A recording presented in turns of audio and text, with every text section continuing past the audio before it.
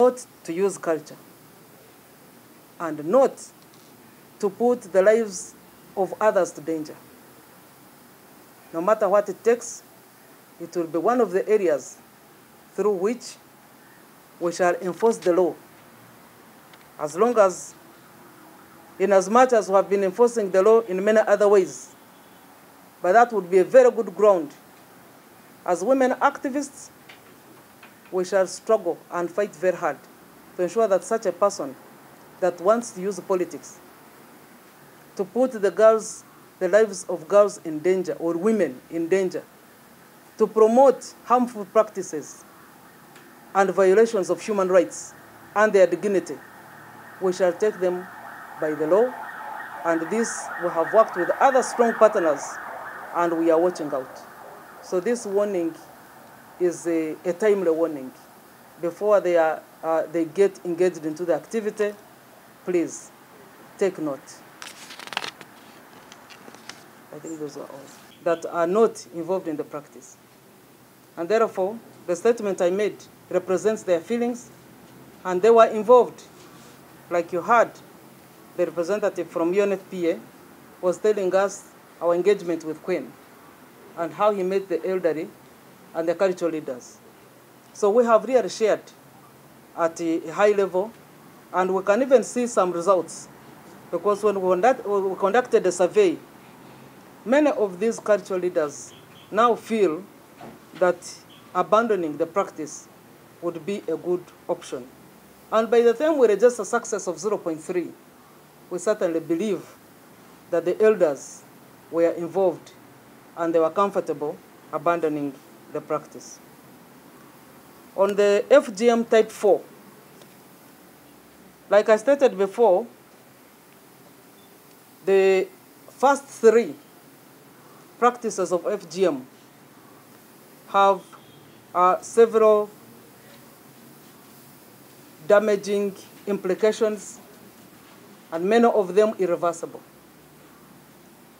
So we first dealt with the worst sin. Not the other one is not bad, but we first dealt with the one that has very irreversible, harmful practice and form of FGM. This second one is also another form that we have put people to alert. Medically,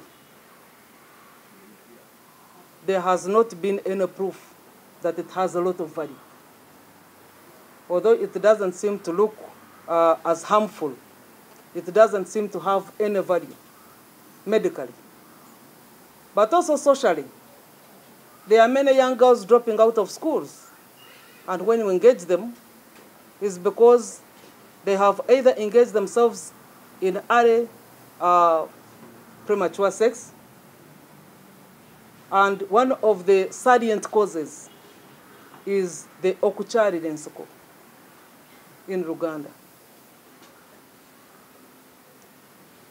And we don't want to shy away from this. We must stand straight. Parents, begin talking to your children. Not every practice that the elder people went through is very important for the children. If it is not, let's get away with it. It doesn't harm them. Than wasting money into schools and a child begins suffering or getting consequences of such FGM type 4 along the way. I know how difficult it may appear, but it's important that we stand out openly and campaign it as well. It's not important to continue with the practice which does not add value. So we are working on the mindset change. Our pillars, actually pillar 20 in the National Development Plan, 3 that we are developing, is on the mindset change. So mindset change, we'll talk to the people about this. We'll talk to the teachers. We shall specifically target the matrons in the schools, in the boarding schools, where some of these practices are done to children who are still as young in primary schools, before they take a decision of their own. Because these girls who are preparing for marriage, they are not going to marry themselves. They find other partners who do not find it important. So why don't we help them early enough and save them from that, so that Uganda remains a free world? So it is one area of interest. I know we shall take some time, but we need to walk the talk, and we need to start as early as now. So let's not shy away from facts. I thank you. Tubona mu Uganda ku byennono byaffe ebimu ebijjago eddembe ly'omuntu ebiwemula ate ebijjamu omukyala ekitiibwa ng'okukomora oba okusara okw'ebitundu by'ekyama, okuwumula oba okukyalira ensiko. Ebikolwa ebyo mu mawanga gonna abakyala abawerera ddala obukadde miliyoni 100 okutuuka ku 140 bayita mu ngeri emu oba endala ey'okutuuka kw'ebikolwa ebyo, ate nga amawanga amagatte gakola etteeka nga gajjawo ebikolwa ebyo okuva bwe kyazuulibwa nti bimalamu omukyala eddembe, bimugyamu ekitiibwa, ate bimukosa mu mbeera yonna. Mu Uganda wokka tubadde tutambula bulungi okuva lwe taateekawo etteeka ery'okuggyawo ebikolwa naddala eby'okukomora, okuwumula oba okusara ebitundu by'ekyama eby'abakyala,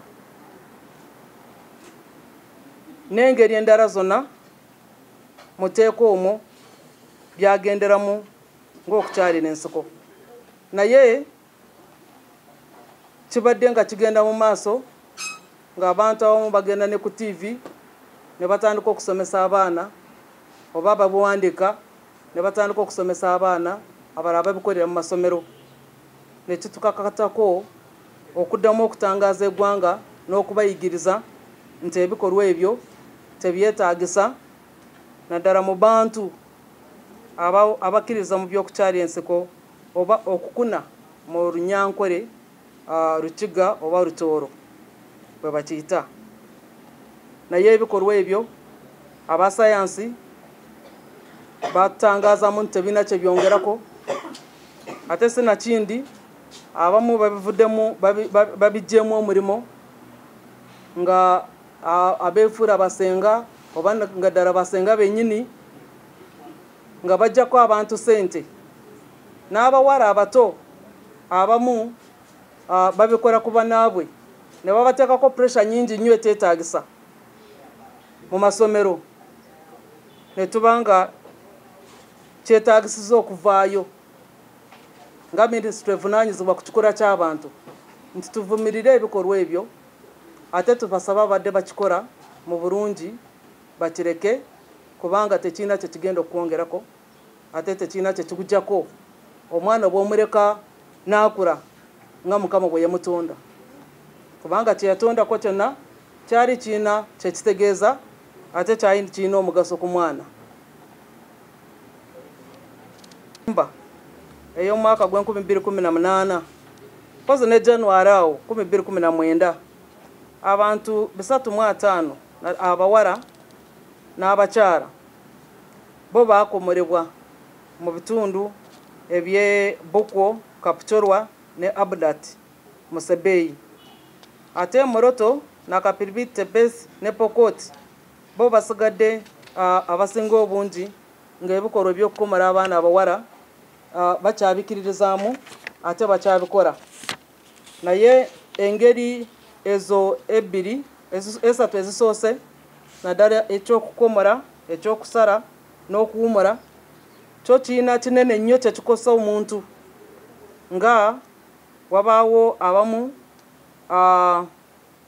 abavaamu omusaayi okutuusa lwafa, ekikurukuto, enkovu ezitavaawo ez'olubeerera. Enkovu ebeera ku mubiri gw'omuntu nesigala ne ku mutima. Ng'omusuro omukyala gumuyitamu buyisi, okwekyawa, n'okulira ng'alinga atayagalibwa mu bantu, obwagazi nabwo ne bumugwamu. N'olwekyo types ezo esatu eziri waggulu zo zirina obulabi obw'amaanyi ennyo, si lwakuba nti type ey'okuneete bulina naye bulina, naye lwakuba nti ziri zivaamu n'okufa. Yensonga lwaki amaanyi agasinga obungi twasooka gateeka ku mbeera eya types ez'okukomala esatu zenayogeddeko waggulu. N'olwekyo kati kaweefube gye tuli twagala kuddamu amateeka ge twali tukoze dda, kubanga gakaddiye. Waliwo abamu abaze nga bayita mu ngeri endala ze tutaalambika bulungi mu mateeka, nga okugenda mu malwaliro ne basasula abasawo ne basaba nti bakomole abaana baabwe obanga bazaala. Ebyo nabyo tuzite nga tubiraba. Abamu abagwira abavudde ebweru nabo baze n'empisa ze baali nazo ng'oluusi baali bakola ebyokukomola. N'olwekyo kibadde kyetaagisa nti bwe baba bazze nga tubaaniriza, nga tubaweereza obubuddamu era tubasomesa ffe engeri gye tweyisaamu.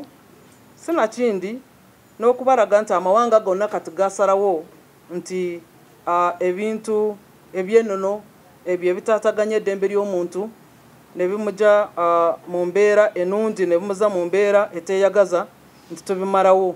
N'olwekyo etteeka wadde abeera mugwira limukakatako okulaba nti embeera ez'okukomala abaana abawala n'abakyala bazikomya. Awo nga okukomala kutandiseeko buto omwaka oguwedde, twatuzuula nti ensonga ezakireeta zaali okuba nti bakwano baffe etubadde tukwatagana nabo ab'ebweru n'organizations bwe zaalaba nti Uganda ekola bulungi, ekendeeza ddala ebikolwa ebyo, baalinga abalowooza nti tumaliriza Uganda esobola okweteŋŋera neyeekola ebyayo, eyo embeera neeviirawo ddala. Naye kati bwe yaddamu tuzzaamu amaanyi n'enkolagana ennungi n'abo be twakwatagananga nabo nga UNFPA, UNICEF n'ebitongole ebirala binakyewa, naye n'ab'ennono nabo tukwataganye nabo, era twagala kuba omulanga naddala abo abagala okwesimbawo baleme okukozesa campaigns ezo ezizzaawo oba eziteekawo embeera ey'okwagaza abantu okudda mu bikolwa bye twali tuvuddemu edda nti bye binaabataasa oba bye binaabayamba ogenda mu ofiisi. Tujja kukwatagana n'abanamateeka okulaba nti onambiro oyo yenna anaakozesa politics nga zigezaako okuza abantu mu mbeera ezikuza ebyennono ebimu ebitakyakirizibwa mu Uganda nti tumuteeka mu mbuga z'amateeka, amateeka gasobole okumukolako nga bwe kyetaagisa. Ate twongeddemu amaanyi mu bannaffe baliraanwa baffe nga Kenya, Sudan ne Somalia okulaba nti tukola ekikwekweto kye kimu, obubaka tuweereza bwe bumu. Twagala n'abavubuka abakozesa obusimu okuba nti bazikozesa mu ngeri ezimba bo n'okuzimba bannaabwe mu kifo ky'okutambuzanga obumesagi oba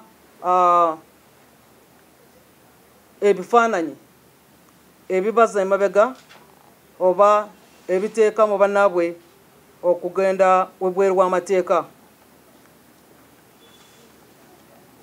Tubadde nga tulina ssente ntono ze tuteekamu mu kulwanyisa oba mu kaweefube eno, n'olwekyo kati nga bwe tugenda kukola budget eddako nabwe tugenda kukola entegeka ey'emyaka 5 egiddako tugenda kuraba ntwongezayo ensimbi twagalira ddala kati akawumbi kamu ne miliyoni 2 okuraba ntutambuza omulimo guno mu districts ezo 6 ezibadde zikyakora ebyo ebyokukomora tubimaliramu ddala naye ekyo tekitugaana era okubanga twongera ddala mu bantu n'abantu abalala abalina engeri endala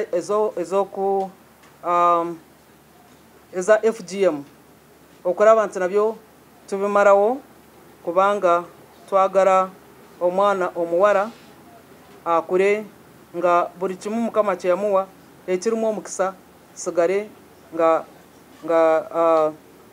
kikuumibwa mu kitiibwa kyakyo mu kifo eky'okubalowooleza nti waliwo ekinaabayamba naye nga mu butuufu tekirina kyekyongerako.